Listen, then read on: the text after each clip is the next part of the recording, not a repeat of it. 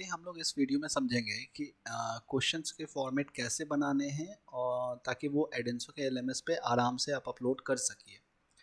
तो सबसे पहले हम लोग ये समझेंगे कि अगर मान के रखिए हमारे पास मल्टीपल चॉइस क्वेश्चंस हैं, एमसीक्यूज़ हैं, तो उनके फॉर्मेट्स क्या होंगे।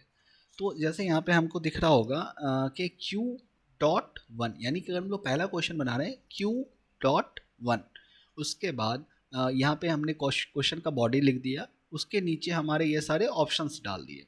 ठीक है। अच्छा, इसको डालने के वक्त हम लोग ये ख़ास ख्याल रखेंगे कि हमारे जो ऑप्शंस के ABCD होंगे वो हमेशा ही स्मॉल लेटर्स में होंगे।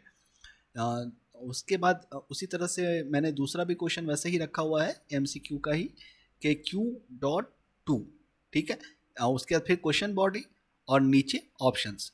हमेशा ख़ास ख्याल रखना है कि आपको ज़्यादा स्पेसेस नहीं यूज़ करने हैं, मिनिमम से मिनिमम स्पेसेस यूज़ करने हैं, और हमेशा ऑप्शंस जो होंगे वो स्मॉल लेटर्स में होंगे ABCD करके। ठीक है। अब फॉर एग्जांपल अगर हम मान लेते हैं कि हमने एक क्वेश्चन बनाना है जिसमें क्वेश्चंस जो हिंदी और इंग्लिश दोनों लैंग्वेज में हो, तो उस केस में हम लोग कैसे करेंगे MCQ का कि जैसे Q.3 लिखा हमने, उसके बाद हमारा इंग्लिश का जो क्वेश्चन का बॉडी होगा वो लिखेंगे, the interaction of physical and biological components of the environment is called dash dash dash, जो भी है आपका। उसी तरह से हमने उसका हिंदी बना दिया। अच्छा, इंग्लिश लिखने के फ़ौरन बाद हम लोग ये सेपरेटर यूज़ करेंगे, ये जो H लिखा हुआ है ना, इसको हम लोग सेपरेटर बोलते हैं। इसका इस्तेमाल करने के बाद हम वहाँ पे उसका जो भी हिंदी होगा वो लिख देंगे। जैसे हमारे लिए यहाँ पे हिंदी था, पर्यावरण के भौतिक और जैविक घटकों को आपसी क्रिया को क्या कहा जाता है। ठीक है। उसी तरह से इनके ऑप्शंस जो होंगे, तो A जो आपका चलता आ रहा है ABCD जो होगा वो स्मॉल लेटर में होगा, और बाकी सारे मतलब के आपको ऑप्शंस होंगे। और ऑप्शंस के इंग्लिश वाले के लिए इंग्लिश के फ़ौरन बाद सेपरेटर लगाना है, ताकि हिंदी में जो बच्चे एग्ज़ाम दे रहे हों उनको सिर्फ हिंदी का दिखे, और इंग्लिश में जो बच्चे एग्ज़ाम दे रहे हों उनको सिर्फ इंग्लिश का दिखे। ठीक है। उसी तरह अगर मान के रखिए पैराग्राफ बेस्ड हमारा MCQ है, तो उस केस में क्या होगा। उस केस में हम लोग ऐसे लिखेंगे, जब भी पैराग्राफ बेस्ड लिख रहे हैं तो पहले जैसे यहाँ पे हमारा मान के रखिए क्वेश्चन नंबर 3 यहाँ पे ख़त्म हुआ। अब हमको अगला क्वेश्चन जो आना है वो है पैराग्राफ करके हमको कुछ बनाना है क्वेश्चन। तो हम लोग क्या करेंगे, P.4 मतलब 4 से लेकर के 5 तक। ठीक है। दो क्वेश्चन हमारे हैं जो कि इस पैराग्राफ से रिलेटेड हैं। फिर हमने वहाँ पे आराम से पैराग्राफ लिख दिया। ठीक। अब पैराग्राफ लिखने के फ़ौरन बाद हमारा क्वेश्चन कहाँ से शुरू हुआ, क्वेश्चन हमारा शुरू होगा 4 नंबर से ही, 4 नंबर से ही। क्यों? क्योंकि हमारा 3 नंबर क्वेश्चन ऊपर ख़त्म हुआ था, और पैराग्राफ में जो है वो क्वेश्चन नंबर 4 और क्वेश्चन नंबर 5 जो है वो आपको लिंक्ड है, किससे लिंक्ड है, पैराग्राफ से लिंक्ड है। ठीक है। तो क्वेश्चन नंबर 4 ऑप्शंस वगैरह सब सेम, Q.4 करके लिखना है, Q.5 करके लिखना है। उसके बाद अगर मान के रखिए आपको ऐसे टाइप क्वेश्चन बनाना है, तो ऐसे टाइप क्वेश्चन बनाने के लिए हम लोग क्या करेंगे, E.6। ठीक।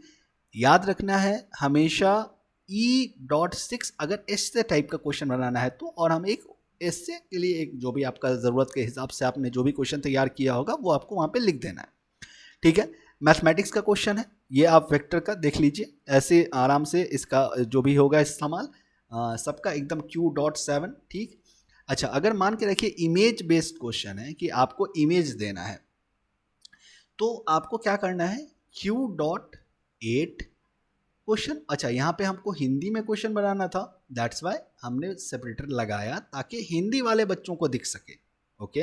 अगर हमको यहाँ पे इंग्लिश में लिखना होता तो हम लोग शुरू में पहले इंग्लिश में लिखते, उसके बाद ये क्वेश्चन देते। ठीक है। जिस तरह से यहाँ पे हमको सिर्फ और सिर्फ ये जो क्वेश्चन था इसको सिर्फ और सिर्फ हमको इंग्लिश में डालना था, तो Q.9 के बाद हमने सिर्फ और सिर्फ इंग्लिश लिखा है, और इसके नीचे वो जो भी इमेजेस हैं वो लगा देने हैं। तो ऐसा करने के बाद आपको एक और चीज़ बनाना होगा जिसको हम लोग बोलते हैं टैग शीट, यानी कि इसका आंसर शीट। आंसर शीट का हेडर्स जो होगा वो ऑलवेज आपको जो हमने यहाँ पे दे रखा है हमेशा आपको यही इस्तेमाल करना है, SNO यानी सीरियल नंबर, उसके बाद सब्जेक्ट, उसके बाद चैप्टर, उसके बाद टॉपिक, उसके बाद लैंग्वेज, एग्ज़ाम, डिफ़िकल्टी लेवल, उसके बाद आंसर की, उसके बाद करेक्ट मार्क्स और रॉन्ग मार्क्स। ठीक है।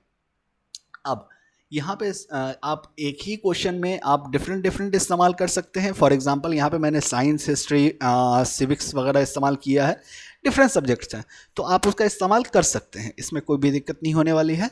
और जैसे मान के रखिए अब साइंस का आपने जो क्वेश्चन बनाया, क्वेश्चन नंबर 1 जो है वो साइंस के किस चैप्टर से है, तो आपको वहाँ पे चैप्टर का नाम लिख देना है, कौन सा टॉपिक है उस चैप्टर में, जो टॉपिक है उससे रिलेटेड, उस क्वेश्चन से रिलेटेड वो टॉपिक का नाम लिख देना है। आपका जो क्वेश्चन है वो किस लैंग्वेज में रहने वाला है, हिंदी में रहने वाला है, इंग्लिश में रहने वाला है, अगर इंग्लिश लिखना है, अगर आपको हिंदी में रखना है तो हिंदी लिखना है।